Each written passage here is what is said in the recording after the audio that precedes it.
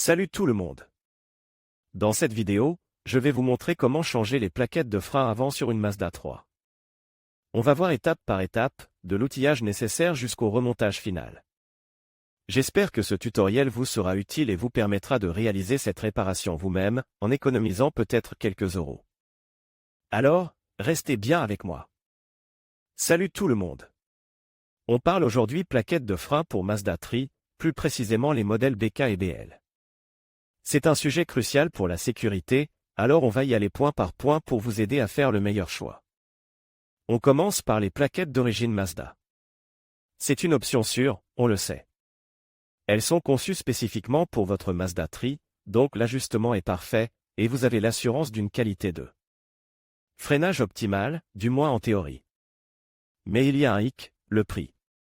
Les plaquettes d'origine Mazda sont souvent plus chères que les alternatives. Il faut donc se poser la question, est-ce que l'investissement supplémentaire vaut vraiment le coup?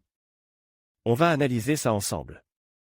On va parler de la durée de vie, de la performance en conditions de conduite variées, de la sensation au pédale. On va comparer tout ça avec d'autres options. On va voir si la différence de prix se justifie par une différence de performance significative. Est-ce qu'elles s'usent plus vite ou moins vite?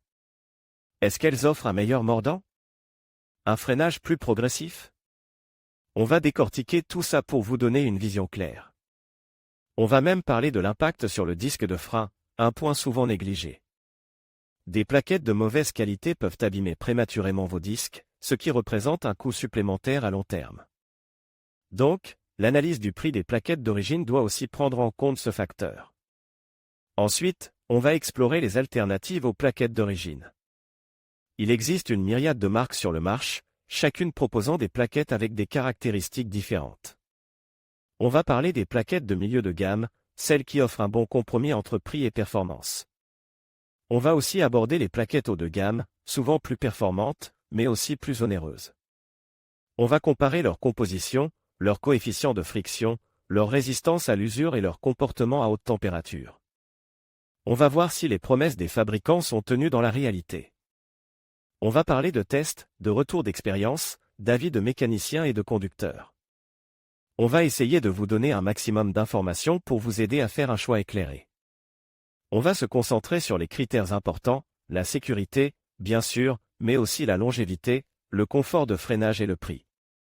On va vous aider à trouver les plaquettes qui correspondent le mieux à votre style de conduite et à votre budget. On va essayer de démêler le vrai du faux parmi les affirmations des fabricants et les avis des utilisateurs. On va vous donner des clés pour identifier les plaquettes de qualité et éviter les mauvaises surprises. Enfin, on va parler de l'installation. C'est un travail qui peut être fait soi-même, mais il faut être méthodique et avoir le bon outillage. On va vous donner quelques conseils pour une installation en toute sécurité. On va parler des précautions à prendre, des risques à éviter et des outils nécessaires.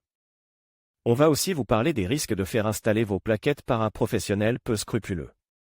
On va vous donner des conseils pour trouver un bon garagiste qui saura faire le travail correctement.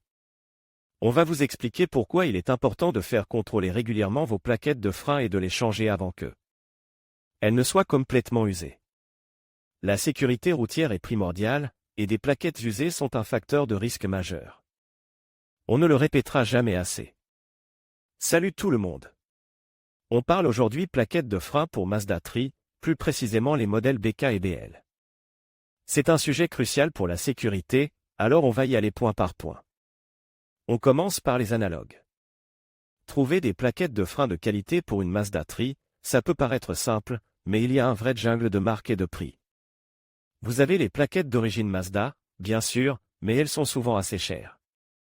Ensuite, vous avez une multitude de marques de pièces détachées, certaines très réputées, d'autres, moins. Il faut faire attention à la qualité des matériaux de friction, à la composition du métal, et surtout à la certification. Regardez bien les spécifications, comparez les caractéristiques techniques avec celles des plaquettes d'origine. N'hésitez pas à consulter des forums ou des sites spécialisés pour avoir des avis d'autres propriétaires de Mazda 3. On trouve souvent des comparatifs et des retours d'expérience qui peuvent vous être très utiles. Il y a des marques comme ATE, TRW, Bosch, qui sont généralement bien considérées, mais il existe plein d'autres options. Le prix ne fait pas tout, une plaquette moins chère peut s'user beaucoup plus vite et donc vous coûter plus cher à long terme. L'important, c'est la sécurité et la performance de freinage. Passons maintenant à la question du remplacement. Quand faut-il changer ces plaquettes de frein? C'est une question importante, et la réponse n'est pas aussi simple qu'on pourrait le croire. Il n'y a pas de kilométrage magique.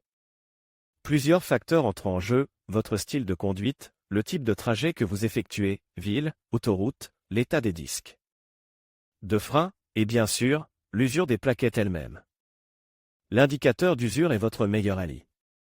La plupart des Mazda 3 sont équipés d'un témoin lumineux sur le tableau de bord qui s'allume lorsque l'épaisseur des plaquettes est critique.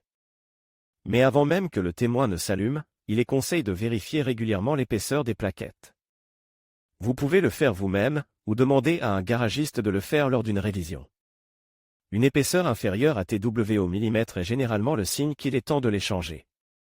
N'attendez pas que les plaquettes soient complètement usées, car cela peut endommager les disques de frein et compromettre votre sécurité. Un changement préventif, c'est l'assurance d'une conduite sereine et sécurisée. Et n'oubliez pas, le remplacement des plaquettes de frein est une opération qui nécessite un minimum de compétences mécaniques. Si vous n'êtes pas à l'aise avec ça, mieux vaut confier cette tâche à un professionnel.